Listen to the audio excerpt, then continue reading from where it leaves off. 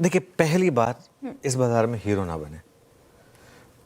ये बाजार उनके लिए है जो मार्केट में एक ट्रेंडिंग मूव को पकड़कर बैठना जानते हैं, लेकिन बीच बीच में उनके अगेंस्ट 250-300 पॉइंट का मूव भी आ जाता है। मेरे कहने का मतलब, आप शॉर्ट करके बैठे हैं, लेकिन बीच बीच में, जैसे कि पिछले आई थिंक वेंसडे को आई थी, थर्सडे को आई थी, एक बार के लिए तो आ गई थी ना 250 पॉइंट की रिकवरी इंट्राडे लो से।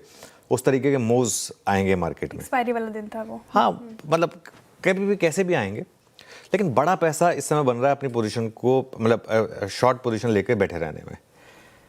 देखिए, पैसा खोने में कोई मज़ा नहीं है इस समय। एवरेज ट्रेडर या एवरेज रिटेलर जो है, वो दोनों तरफ पैसा खो रहा है। ये फैक्ट है।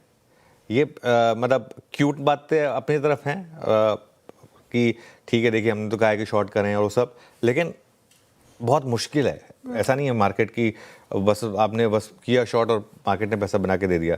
और मैं बार बार एक बात कह रहा हूँ, अब सपोज करिए आज का लो मान लो फाइनल लो है, पता नहीं है, हमें उस चीज़ की गारंटी नहीं है, लेकिन 23,700 जो है, अब 3 दिन पहले तक क्या लग रहा था, 24,300 वो बॉटम था।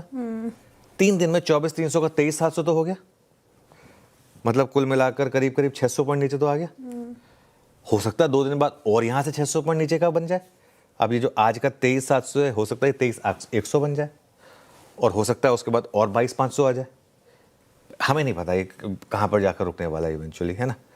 तो इसके लिए रिस्क काफ़ी है मार्केट में। अच्छा, आज सुबह जो समीर अरोड़ा जी के साथ बात हो रही थी, मुझे बात काफ़ी अच्छी लगी।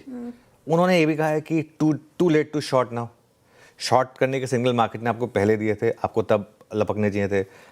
तब अगर आपने नहीं लपके, अगर आप इस समय शॉर्ट कर रहे हैं तो थोड़ा रिस्की है। इसका मतलब ये नहीं कि शॉर्ट करने पे पैसा नहीं बनेगा, लेकिन इस समय तो, हाँ, इस समय थोड़ा रिस्की है, तो उसके लिए थोड़ा सिग्नल का वेट करें। ठीक है श्रेया। अच्छा, एक और चीज़, पहली बार मैं देख रहा हूँ मार्केट में एक ग्लोबल मार्केट बेरिश टोन में है, एक मैन मेड गिरावट में। ये मैन मेड गिरावट है। At the end of the day सारी की सारी गिरावट क्यों आई? सब कुछ ठीक चल रहा था, डोनाल्ड ट्रंप ने एक दिन डिसाइड किया कि हम ईरान पे अटैक करेंगे, और उन्होंने ईरान पे अटैक कर दिया।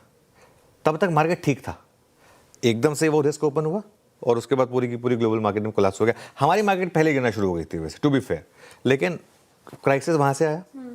अब अगर मैन मेड फॉल है तो क्या मैन मेड रैली नहीं आ सकती? वो भी आ सकती है, उसका भी रिस्क रहेगा। तो इसके लिए अब देखिए, ट्रंप अगला कदम क्या उठाएंगे, आई डोंट थिंक किसी को पता है ना।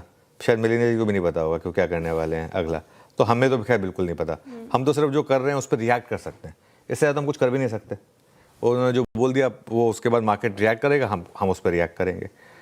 अब अगर उन्होंने सपोज करिए आज रात को डील अनाउंस कर दी, मान लीजिए ईरान के साथ, या कुछ कह दिया, तो मार्केट में रिकवरी भी आ सकती है।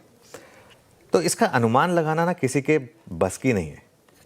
तो इसके लिए मैं एक चीज़ जो बार बार कह रहा हूँ, ओवरनाइट पोजीशन मत ओपन छोड़ें। अगले दिन मार्केट आपको मौका देगा तो आप उसमें फिर काम करिए।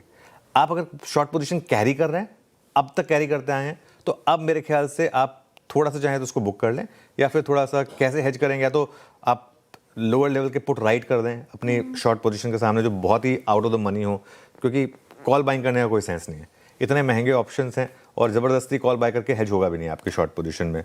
जहाँ तक